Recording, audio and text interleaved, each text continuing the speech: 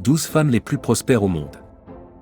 Il est toujours intéressant de célébrer les femmes et leur réussite, car pendant très longtemps, les femmes n'ont pas eu le droit de réaliser leur plein potentiel. Les femmes occupaient des postes très limités au travail, pour celles qui avaient le privilège de travailler, et étaient considérées comme des « machines à faire des bébés » et des femmes au foyer. Voir des femmes sortir de leur coquille et montrer à leurs homologues masculins qu'elles peuvent accomplir autant qu'eux, et être des modèles de puissance et de réussite pour la jeune génération me remplit de fierté. Lorsque nous parlons de réussite, nous parlons de pouvoir et d'influence et de la manière dont leur réussite, et leurs histoires de réussite influencent ou inspirent d'autres femmes. Chaque histoire de réussite contient des leçons qui nous guident, nous informent, nous inspirent et nous donnent de l'espoir sur la manière de vivre une vie plus réussie.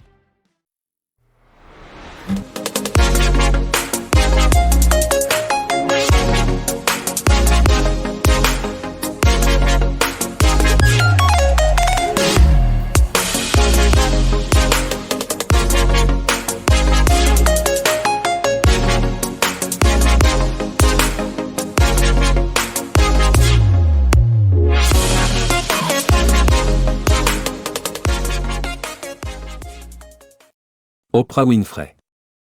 Oprah Gayle Winfrey est la première de notre liste. Elle est surtout connue pour son émission The Oprah Winfrey Show, diffusée pendant 25 ans, de 1986 à 2011. C'est une Américaine multimilliardaire, directrice des médias, animatrice de talk-show, actrice et productrice de télévision qui a réussi à s'imposer. S'inspirant du livre de Maya Angelou, Je sais pourquoi l'oiseau en cage chante, elle a réussi à dépasser son enfance traumatisante et à utiliser sa voix pour faire la différence dans le monde. Élevée dans la pauvreté par sa mère et sa grand-mère, Oprah a vécu une enfance très traumatisante et abusive en raison du manque de soutien parental. Son enfance abusive a conduit à une grossesse inattendue à l'âge de 14 ans, mais le bébé est mort peu de temps après sa naissance. Déterminée à réussir, elle s'est concentrée sur ses études et sur l'art oratoire, ce qui lui a permis d'obtenir des bourses d'études complètes à l'université, où elle a pu développer ses compétences en matière de journalisme et de médias.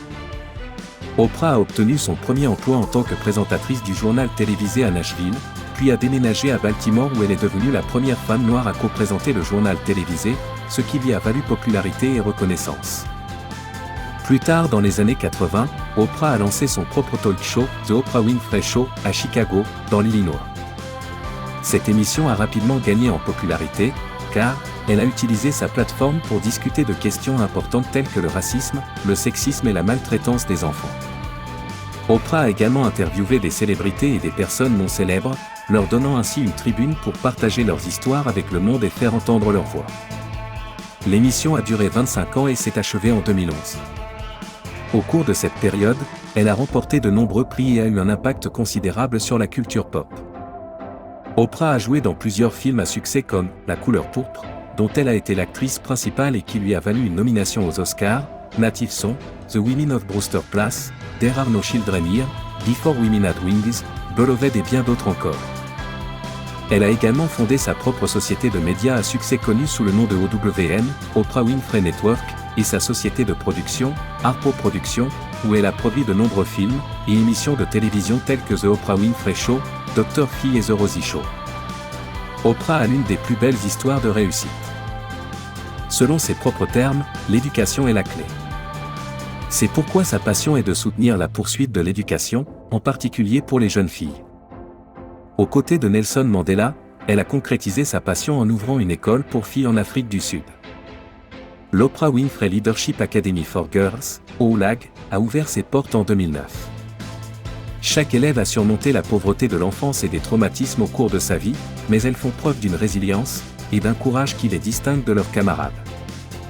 Oprah fait également des dons à Women for Women International, une organisation qui soutient les besoins financiers, éducatifs et interpersonnels des femmes ayant survécu à la guerre, à la pauvreté et à l'injustice. Avec une fortune estimée à 2,5 milliards de dollars, elle est l'une des femmes les plus riches d'Amérique selon Forbes. Serena Williams. La réussite de chaque femme devrait être une source d'inspiration pour les autres. Nous devrions nous élever les unes les autres. Assurez-vous d'être très courageuse. Soyez forte, soyez extrêmement gentille et surtout soyez humble. Serena Williams. Serena Williams est une ancienne joueuse de tennis professionnelle américaine largement considérée comme la plus grande joueuse de tennis de tous les temps.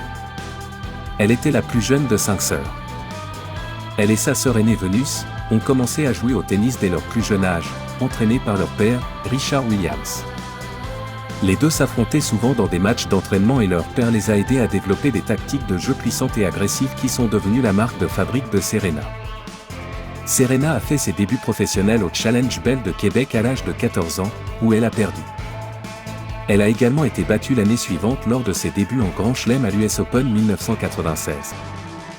Après cette défaite, Serena a travaillé 2 fois plus et, en 1998, elle a remporté avec son partenaire Max Mirnyi le championnat de double mixte de Wimbledon à l'âge de 16 ans.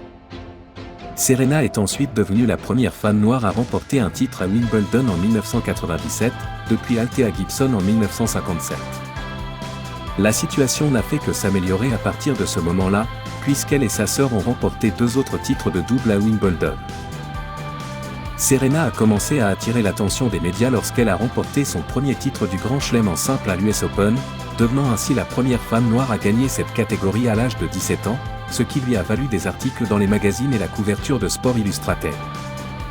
La pression constante qu'elle subit de la part du public, le manque de respect de sa vie privée, et les critiques sur sa façon de jouer ont eu un impact sur son état mental, sans parler d'une blessure qu'elle a subie. En 2000, elle perd l'US Open face à sa sœur Venus, ce qui entraîne un ralentissement temporaire de son jeu. Serena n'a jamais abandonné. Elle a continué à améliorer son jeu et est revenue plus forte en 2002, remportant l'Open d'Italie, l'Open de France, l'Open de Wimbledon et l'US Open. Elle a également participé à la compétition en Australie et a gagné, faisant d'elle la première femme à détenir les 4 titres du Grand Chelem en même temps, ce qui est devenu le Chelem de Serena, et les fans ont commencé à l'appeler la meilleure joueuse de tennis au monde. À 31 ans, Serena Williams est devenue la joueuse de tennis la plus âgée, classée au premier rang, et à 33 ans, elle a remporté sa 20e victoire en Grand Chelem. Sport Illustrated l'a désignée sportive de l'année en 2015, faisant d'elle la première femme à recevoir ce titre depuis 1983. Après presque 3 décennies dans le sport, la joueuse de 41 ans a annoncé qu'elle se retirait en septembre 2022 pour se consacrer davantage à sa vie de famille, après s'être consacrée au tennis depuis l'âge de 2 ans. Serena a remporté 23 titres du Grand Chelem en simple, soit le plus grand nombre de titres de l'ère ouverte, et le deuxième plus grand nombre de titres de tous les temps derrière les 24 titres de Margaret Court. Enfin, avec une valeur nette estimée à 250 millions de dollars, elle est considérée comme l'athlète féminine la plus titrée au monde. Angela Merkel. Angela Merkel est l'une des dirigeants politiques les plus importants d'Europe. Scientifique et femme politique allemande, elle a été chancelière de 2005 à 2021. Madame Merkel a rejoint le Parti de l'éveil démocratique en 1989, après la chute du mur de Berlin, et en est devenue la porte-parole en 1990. Grâce à un travail bien fait, Madame Merkel a obtenu un siège au Bundestag, chambre basse du Parlement, lors des premières élections qui ont suivi la réunification, en décembre 1990. Elle est ensuite nommée ministre des Femmes et de la Jeunesse en 1991, et, après les élections de 1994, ministre de l'Environnement, de la Conservation et de la Sécurité des réacteurs. En 1998, elle est nommée secrétaire générale de l'Union chrétienne-démocrate, CDU, et épouse son compagnon de longue date, le professeur de chimie Joachim Sauer, en décembre de la même année. Après avoir géré de manière incroyable un scandale financier au sein de la CDU en 1999, et gagné en visibilité et en popularité auprès du public allemand, Madame Merkel est élue à la tête de la CDU en avril 2000, devenant ainsi la première femme et le premier non-catholique à diriger le parti. Après de nombreux va-et-vient entre les partis politiques pour savoir qui devait être candidat au poste de chancelier, la CSU, Union chrétienne sociale, et la CDU se sont finalement mises d'accord sur un gouvernement de grande coalition dont Merkel prend la tête. Le 22 novembre 2005, Madame Merkel a pris ses fonctions de chancelière allemande, devenant ainsi, à l'âge de 51 ans, la première femme à occuper ce poste. Pendant son mandat, elle a pris l'initiative d'imposer des mesures sévères aux pays endettés d'Europe du Sud tout en soutenant l'aide, les prêts et le soutien aux États membres de l'Union européenne en difficulté, afin de stabiliser la zone euro. Elle a aidé l'Allemagne à surmonter la crise économique mondiale provoquée par la récession, et a maintenu l'une des meilleures économies du monde. Souvent qualifiée de dirigeante de fait de l'Union européenne, elle a soutenu les immigrants fuyant les pays violents, prouvant ainsi son engagement non seulement envers l'Allemagne et l'Union européenne, mais aussi envers le monde entier. Elle a ainsi reçu le prestigieux prix Nansen pour avoir offert des opportunités et des conditions favorables à plus de 1,2 million de réfugiés et de demandeurs d'asile fuyant la violence au plus fort du conflit syrien en 2022. Malgré les défis et les revers auxquels elle a été confrontée, Madame Merkel a inspiré le monde entier par les politiques qu'elle a adoptées, ses réalisations et l'héritage qu'elle a laissé, à tel point qu'elle a été élue 4 fois, pour 4 mandats différents, pendant 16 ans et 16 jours. Christine Lagarde. You hated math. And in fact, in the yearbook you said, please, no more math. How did someone who hates math become the most important woman on the international financial scene? Christine Lagarde est une femme politique française qui occupe actuellement le poste de présidente de la Banque Centrale Européenne, BCE, depuis 2019. Elle a précédemment occupé le poste de 11e directeur général du Fonds monétaire international, FMI, de 2011 à 2019. Pour ceux qui l'ignorent, le FMI travaille main dans la main avec ses 190 pays membres pour faciliter la coopération monétaire internationale, encourager la croissance économique et décourager les politiques qui nuiraient à la prospérité. Le monde s'efforçait encore de se remettre de la crise financière de la fin des années 2000, lorsqu'elle est devenue capitaine du navire du FMI. Elle a également été ministre des Finances en France de 2007 à 2011, où elle était chargée de la réponse du gouvernement à la crise financière de la fin des années 2000. Cette fonction lui a valu d'être reconnue par le Financial Times comme le meilleur ministre des Finances de la zone euro. Madame Lagarde a supervisé une croissance mondiale positive. Elle a insisté sur son idée d'augmenter la main-d'œuvre féminine comme moyen de réduire la pauvreté et les inégalités. Madame Lagarde a rencontré et épousé son mari Wilfried Lagarde en 1982. Le couple a eu 2 enfants avant de divorcer en 1992. Le 5 juillet 2011, Madame Lagarde a remplacé Dominique Strauss-Kahn au poste de directeur général du FMI, pour un mandat de 5 ans. En raison du travail remarquable qu'elle a accompli, elle a été choisie pour un nouveau mandat à partir de juillet 2016. Elle a démissionné du FMI en 2019 à la suite de sa nomination à la présidence de la Banque Centrale Européenne, BCE. Forbes a classé Madame Lagarde au 2e rang de sa liste des 100 femmes les plus puissantes du monde en 2019 et 2020. Avec 6 distinctions, un prix international de leadership et d'action humanitaire, nommé par Forbes comme la femme la plus puissante et la plus influente depuis 11 ans, Christine Lagarde continue de briser les barrières pour les femmes vivant dans un monde dominé par les hommes, grâce à ses réalisations et à ses postes de premier plan. Rihanna. Rihanna est une chanteuse barbadienne autodidacte, une femme d'affaires, une chanteuse primée, l'une des 100 célébrités les plus puissantes classées par Forbes, et l'une des artistes ayant vendu le plus de disques de tous les temps.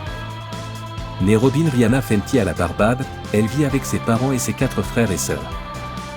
Son enfance a été marquée par l'alcoolisme et la toxicomanie de son père, qui a abusé physiquement de sa mère, laissant à notre chère fille des cicatrices traumatisantes. Son père, qui a grandi en écoutant de la musique reggae, lui a également inculqué un fort esprit d'entreprise en lui faisant vendre des vêtements dans la rue. Son père ayant préféré ses addictions à sa famille, Rihanna, en tant que premier enfant, a dû assumer la charge de subvenir aux besoins de sa famille dès son plus jeune âge. Tout cela a conduit Rihanna à développer un caractère dur qui est devenu son trait de caractère. Alors qu'elle chantait avec ses amis pour s'amuser, ce qui était à la fois une source de guérison en raison de son enfance difficile et une source de joie pour elle, Rihanna a rencontré Evan Roger, un producteur de musique basé à New York qui passait des vacances avec sa femme à la Barbade en 2003, et qui a été époustouflé par sa voix en lui offrant une opportunité qu'elle ne pouvait pas refuser.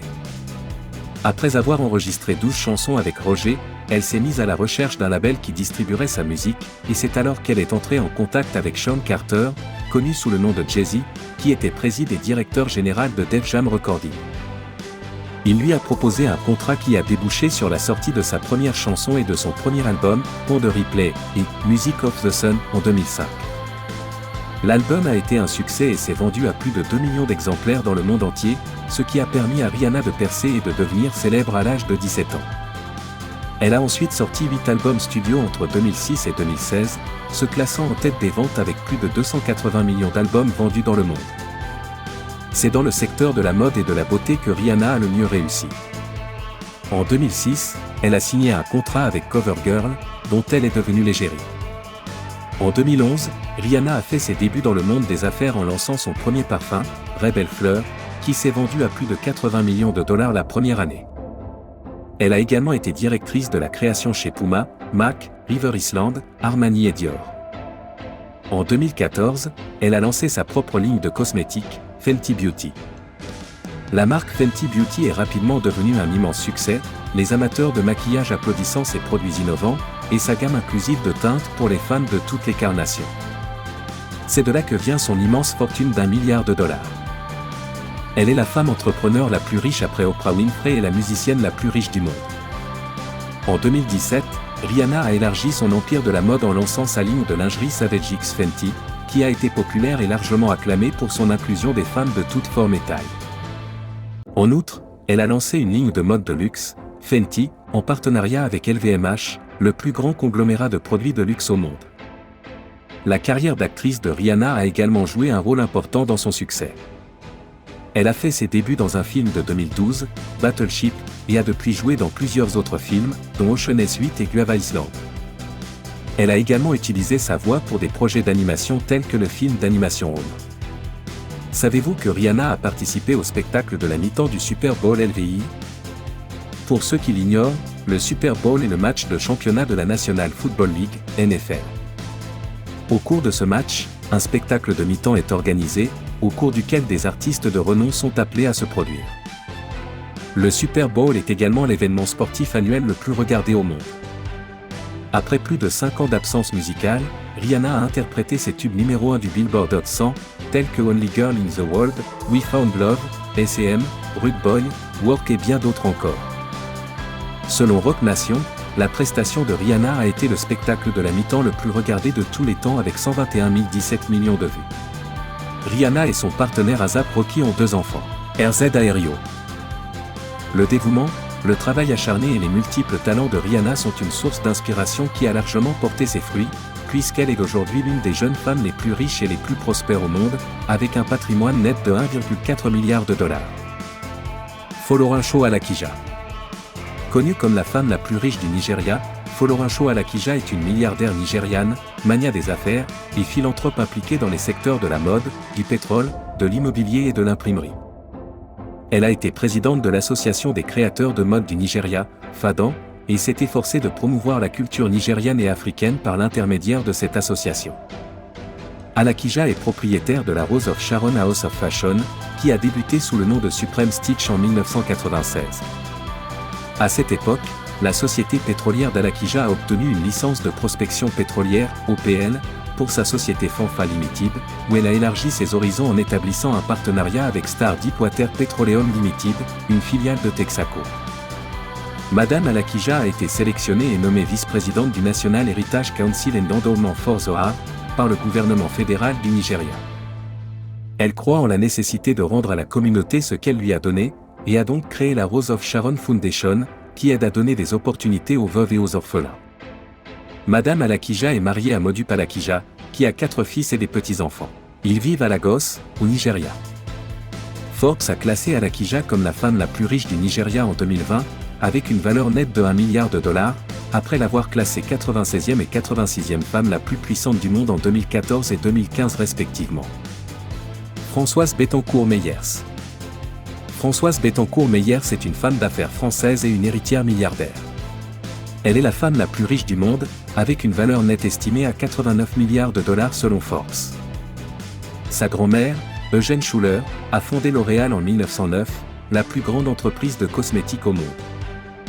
Après avoir siégé au conseil d'administration de L'Oréal depuis 1997 et occupé le poste de présidente de la société familiale de cosmétiques, Françoise est devenue l'héritière en titre de L'Oréal en France en 2017, après le décès de sa mère Liliane Bettencourt, la femme la plus riche du monde à l'époque, à l'âge de 94 ans.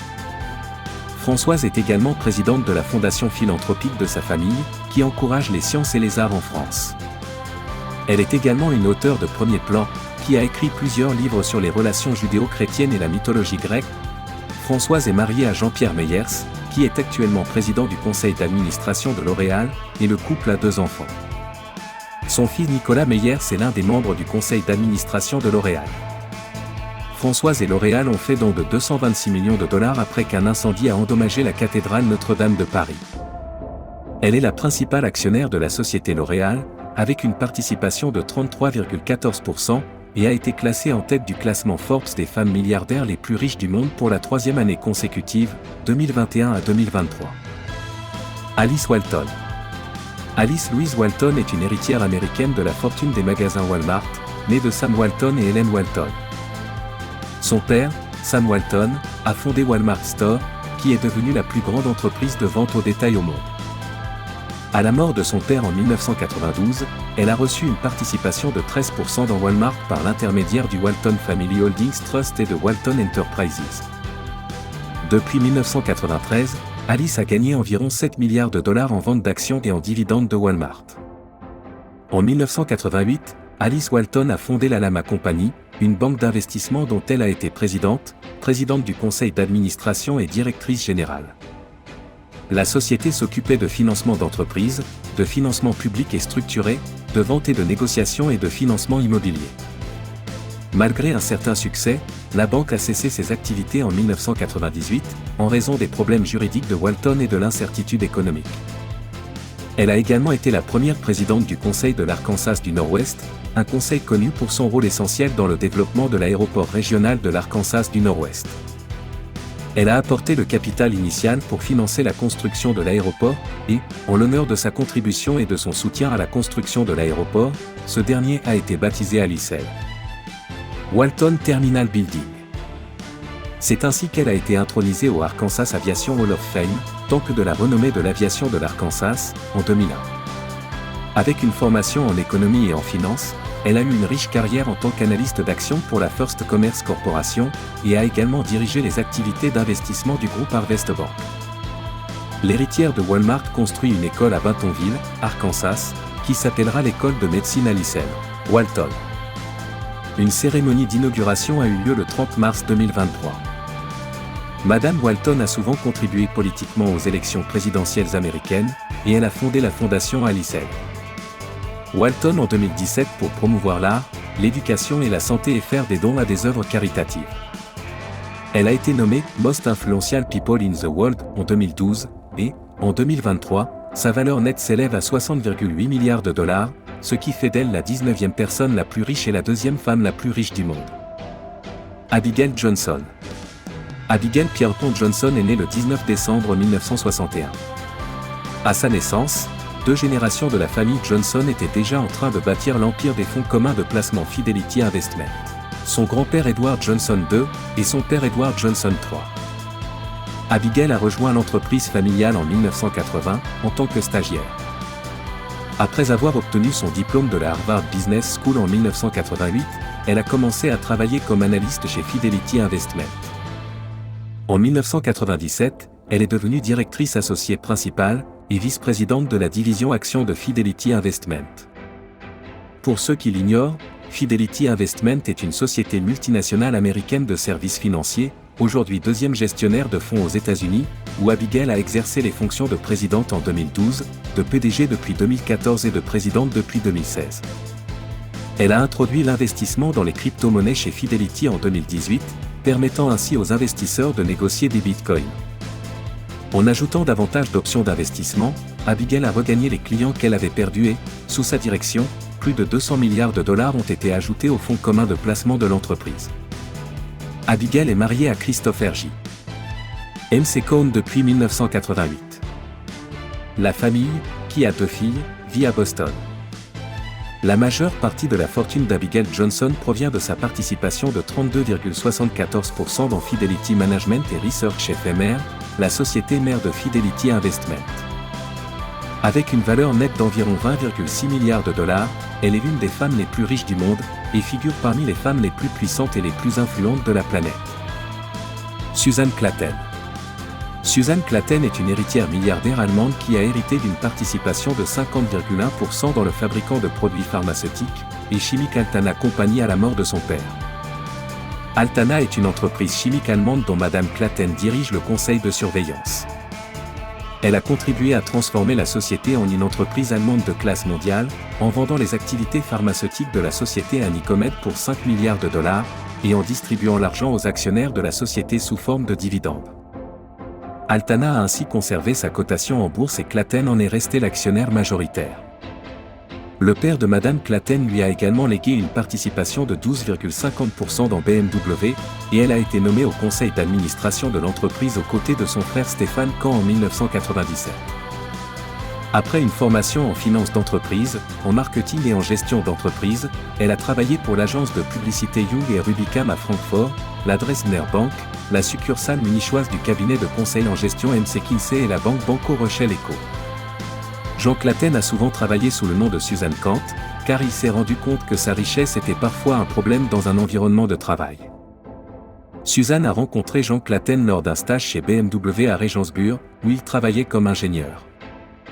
Ils se sont mariés en 1990 et ont 3 enfants. En 2007, elle a été décorée de l'Ordre du Mérite bavarois pour les services exceptionnels qu'elle a rendus à l'État de Bavière. Avec une valeur nette de 24,7 milliards de dollars, elle est la femme la plus riche d'Allemagne et la 50e personne la plus riche du monde selon l'indice Bloomberg des milliardaires. Isabel dos Santos. Considérée comme la femme la plus riche d'Afrique selon le magazine Forbes, elle dispose d'une valeur nette de plus de 3 milliards de dollars. Isabel dos Santos, 50 ans, est la fille aînée de l'ancien président angolais, José Eduardo dos Santos, qui a été président de 1979 à 2017. Isabel a suivi une formation d'ingénieur au King's College de Londres. À l'âge de 24 ans, elle a ouvert un restaurant appelé Miami Beach, l'un des premiers restaurants de plage et boîtes de nuit de l'île de Luanda. Elle s'en est servie pour lancer son intérêt pour les affaires et les opportunités d'investissement dans le monde entier, dans des secteurs tels que les télécommunications, les médias et la finance. Isabel possède 19,5% des parts de Banco BPI, l'une des plus grandes banques du Portugal, et 25% des parts de Banco BIC, la plus grande banque privée d'Angola. Elle s'est intéressée aux télécommunications après l'introduction d'un talkie-walkie, ce qui l'a amenée à acquérir d'énormes parts dans Edwen Multimédia, le plus grand fournisseur de services de télévision par câble du Portugal. En 2007, Publico, un journal portugais, a décrit Isabel comme une bonne femme d'affaires, très dynamique et intelligente, qui est aussi professionnelle et amicale. Et en 2013, le Financial Times, un journal britannique, a également écrit que même certains critiques reconnaissent les prouesses indépendantes d'Isabel dos Santos en tant que femme d'affaires. Avec des participations impressionnantes dans plusieurs entreprises, elle a acquis de la richesse et est devenue l'une des femmes les plus riches d'Afrique. Les étonnantes compétences d'Isabel en matière d'affaires font sans aucun doute d'elle l'une des personnalités les plus prospères du XXIe siècle. Yang Guiyan. Yang Guiyan est un milliardaire chinois et un promoteur immobilier qui est l'actionnaire majoritaire de Country Garden Holdings, une société de promotion immobilière basée à Guangdong, en Chine. Après avoir obtenu une licence de l'Université d'État de l'Ohio en 2003, elle a rejoint son père Yang Guoqian pour travailler dans sa société immobilière Country Garden. En 2007, son père lui a cédé 70% des actions de Country Garden avant son introduction en bourse. Yang est actuellement présidente de Country Garden, tandis que sa sœur cadette Ziyan siège au conseil d'administration de la société. Elle préside également Bright Solar Education Holdings, une société chinoise d'éducation qui a fait son entrée à la bourse de New York en 2007. En août 2021, Madame Yang possédait un patrimoine net de 27,3 milliards de dollars. Elle était auparavant la femme la plus riche d'Asie, mais sa fortune a chuté de 50% pendant la crise de l'immobilier en Chine. Individuellement, nous sommes une goutte d'eau, mais ensemble, nous sommes un océan. Plus les femmes réussissent et s'unissent, plus elles deviennent incontournables à la face du monde. Cette vidéo rend hommage aux femmes qui ouvrent la voie et offrent des opportunités aux jeunes générations pour qu'elles sachent que leurs rêves sont valables et qu'ils peuvent être réalisés avec de la détermination et un travail acharné. Êtes-vous d'accord avec notre liste ? Selon vous, laquelle de ces femmes a le plus de succès ? Si vous avez aimé la vidéo, merci de vous abonner, liker et partager sans oublier d'activer la cloche de notification pour ne pas manquer nos publications. À très bientôt sur Masael Media, l'information au cœur de l'action.